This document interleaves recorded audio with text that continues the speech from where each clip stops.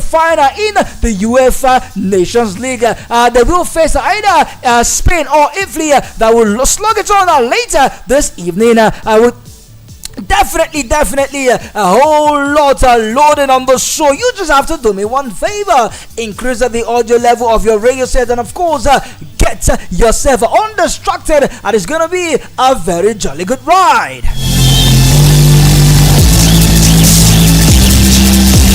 Alright, so let's get the show started already as the Nigerian Football Referees Association, NRA, headed by Honorable Alhaji Satni Zuberu, who is also a retired FIFA referee, has shown his dissatisfaction following the assault on its member in the regular season of the Nigerian National League game. Chawal Alfred Asuloku Ihoma and Ihogbu Femi, who are members of the Nigerian Football Referees Associations, were assaulted and dehumanized during the NNL Saturn Conference Group B4 match in the regular season between Edel and Brillas Football Clubs on Saturday the 10th of June 2023 at Awka City Stadium, Anambra State. In an official press release signed by the Association of Publicity Secretary Ejimofo Chukwudi, the NRA perceives that the acts to be one of hooligans are too many, with the situation not only barbaric but animalistic, as no sane human being will inflict such a degree of injury to his fellow human being in a posture of supporting a team. The leadership of the NRA awaits the decision and actions from the Nigerian National League and organizers of the league, which will form part of the evidence for any action against the perpetrators of the dastardly act.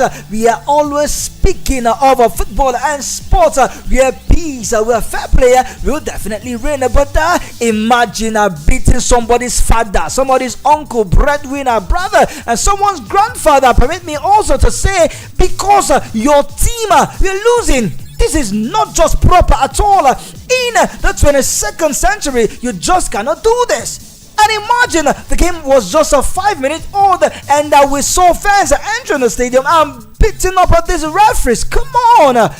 Definitely these perpetrators, I beg your pardon, needs to be dealt with, and a good precedent should be set with this one to cover for the happening in the future. And still talking about a referee, sad one reaching us is that a referee who was reportedly hit by a thunder strike has been mentioned dead in a friendly match in a Madala town of Niger State, turned into mourning following the sudden death of a referee who was struck by thunderstrike. The disease is simply known as Mustafa Coach O2 among football fans, and said to be a member of the National Nigeria Football Association. Yes, the NFA met his tragic death Tuesday evening during the match played in the community primary and secondary school field. An eyewitness, Mohammed Musa, said the match in which Suleja and Madala Youth participated was on halftime break before around 5:20 p.m. when the incident happened. It was raining, and all the footballers, along with their fans, are taking refuge inside the school classrooms. The referees, along with his assistant as his linesman, rushed back to the field, demanding the players join them. They were only at the center of the pitch when the thunder struck. Two of them were rushed to a hospital, while Suleiman was confirmed dead on arrival, while his assistant was revived. This is not good at all. This is so sad, as we can't just be mourning our referees, these breadwinners, these fathers, these people's uncles and brothers. But come on, how can it be raining and you demanded that the players come back to the pitch? Come on. These are natural disasters, and we all know water and lightning, they don't go hand in hand. Well, we wish the deceased as well, the families of the deceased, the heart that the Lord will give them the fortitude to bear the loss. Alright, let's come back to the Super Eagles game that will be going down later this weekend. But ahead of the crucial qualifiers against Nigeria, the Sierra Leone Stars star striker Ismail Dumbuya has remained optimistic about the game. The Liberian base forward is one of the late call-ups into the the team after 7 invited players had dropped out of the squad. Speaking through the Sierra Leone Football Association, Doumbouya said their main goal is to beat Nigeria in the game. I hope to make the final squad for the game against Nigeria. Look at you. You hope to make the finals. 7 of your teammates have run away. Fear catch them. It choked when they heard that Victor Moses is in camp. Victor Osimhen, I beg your pardon, is in camp. Kelechi Iheanacho is there. Lukman Haruna is there. Demola Lukmona is there. And not forgetting the likes of William Trust, Ekong, Ahmed Musa, Wilfred Ndidi, and of course Seydou Sanusi. Those guys Kenneth Omero, they are all there, and these 7 players has heard that these guys are in camp. They run away. They refuse to turn up, and the striker is hoping that he will make the list, and not just see bros. It is Operation Bokbo Sierra Leone, Operation Wallop them. That is exactly what Osepesero has read the Rayo had to his players. We don't want to go for a draw. What we want is an outright winner. And talking about outright winner, Guinea-Bissau booked their spot for the 2024 AFCON game that will go down in Côte d'Ivoire next year in January, as they defeated their host away from home, Sao Tome and Principe by 1-0. The goal ensure that the top group leapfrogging the Super Eagles of Nigeria, who will take on their counterpart Sierra Leone this weekend. Nigeria only need 1 point to book their spot in the AFCON come next year. And talking about the AFCON, Egypt, courtesy of Mo Salah leadership, has also booked their spot in the 2024 Confederation of African Football. Talking about CAF in 2024 that will go down in far away Côte d'Ivoire. Mo Salah, talking about Mohamed Salah, was also on the score sheet when Egypt took on their counterpart yesterday. And still talking more of the sport in the local scene, let's let you know that it was a mixed feeling for Nigerians female yellow-green campaigning in the ongoing Kwabuka T20s Women's Championship in Rwanda, as they to cope with a victory and defeat at the same time. The Nigerian side has been impressive since the start of the championship. 3 wins and 1 defeat against Uganda on Tuesday. They faced Kenya, whom they defeated in their second game on Wednesday, and recorded another resounding victory with an astonishing 22 runs when they confronted the host Rwanda later in the day. It was never meant to be, as they suffered defeat. The female yellow-green lost 42/10.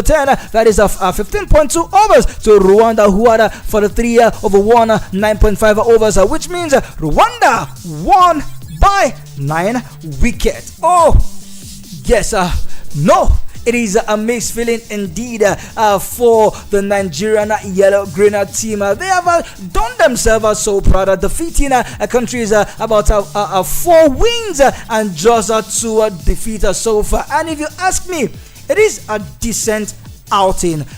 It is an outing that they will come back home and re-strategize and get back on the pitch and definitely make the country proud. And talking about making the nations proud, let me let you know that it was that wonder striker from Petkovic who gave Croatia their winner against the Netherlands. Croatia will play either Italy or Spain, who face off in the second semi-final in the Enschede on Thursday for a first major title, as they continue their form from last year's World Cup in Qatar, where they finished 3rd. Croatia scored twice in extra time to beat the Netherlands by 4-2 in the Nation League semi-final in Rotterdam yesterday. Substitute Bruno Petkovic coiled home a stunning shot from the edge of the penalty area 8 minutes into extra time to put them on their way, and Luka Modric made sure of Croatia's triumph with a later penalty, their second of the game. I guess Croatia are matching stronger. Croatia are doing so well in the Nations League. Tonight, guys, it will be match day live as Spain will take on the Nerazzurri of Italy in the semi-finals of the UEFA Nations League. The finals will be coming down later this Sunday. That is one final that personally I want to see. But meanwhile, let me also switch over to club football as Chelsea have rejected Manchester United 40 million euros, 7 tubers of yam, 25 liters of groundnut oil, 15 balls of pepper, and 11 balls of onions, and of course they have also refused their half bag of salt and half bag of rice for their for the player Mason Mount, as they felt that the 40 million euros evaluation is not enough. Chelsea are holding on to 80 million euros for their star player, but Manchester United, who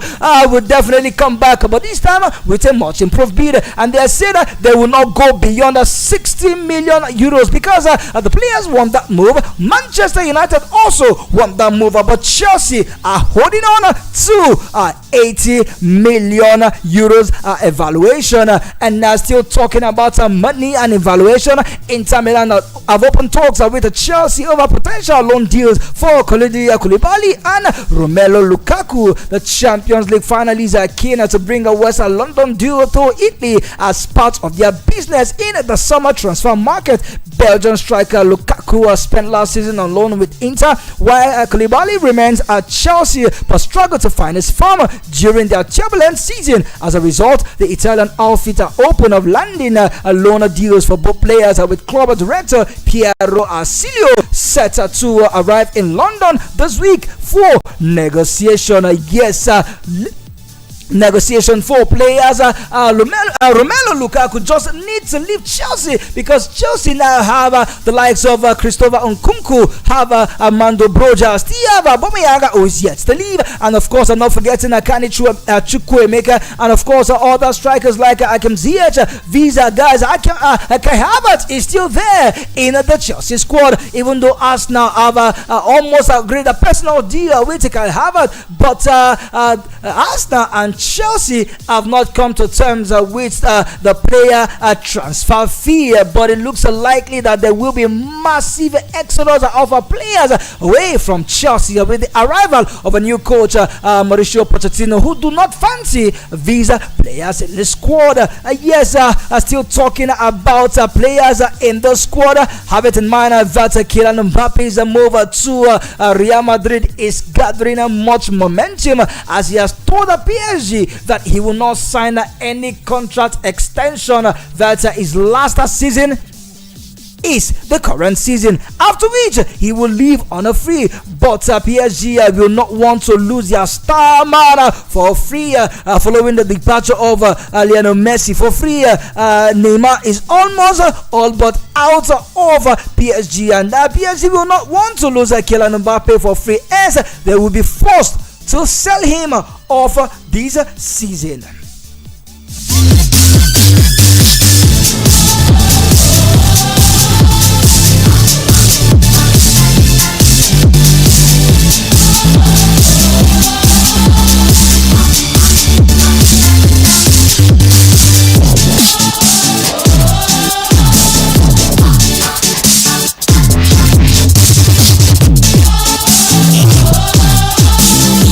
It seems that Saudi Arabia is now the destination for players.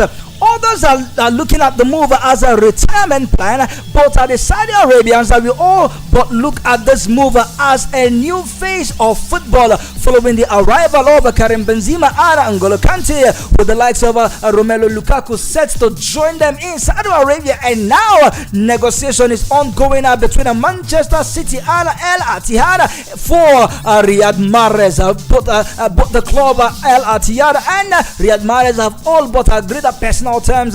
Man City are willing to do business. Wow. Riyad Mahrez, who is 32 years of age, will see this as a new challenge for himself after winning the Champions League in with Man City. I beg your pardon. Alright guys, let's go back to the EPL and look at the first round of fixtures that was released exactly 3 minutes ago. It is breaking, it is hot, it is a first on the spot. You heard it here first on the Voice of the People 96.1 FM on a spot beat. Perhaps when you hear it elsewhere, it will be a reported speech. Alright, then let's look at the first round on Friday, the 11th of August. Burnley will be at home to welcome Manchester City. It will be the meeting between the coach and his old boy, talking about Pep Guardiola and Vincent Kompany.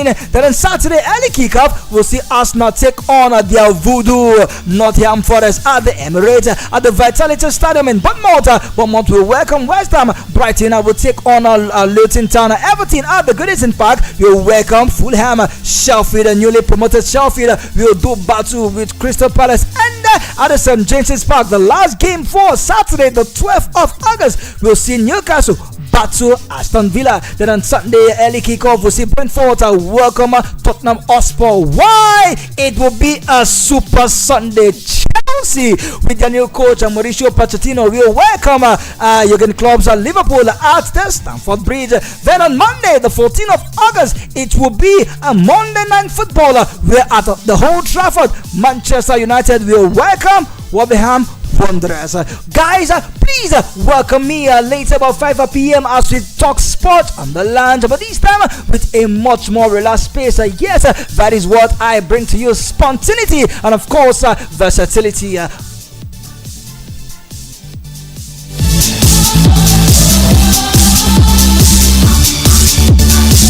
Let's keep it by 5 p.m. as we talk more sports, because I'm out of time for now. This is where I will drop anchor, but allow the beautiful Chumwe Blessing and Alio Doma to come take the mic and of course take you much more on the morning cruise. I still remain the finest uncle talking sport in the capital city, Abuja. From me to you, I'm done and I'm gone. God bless, no stress. To have a fantastic, terrific Thursday.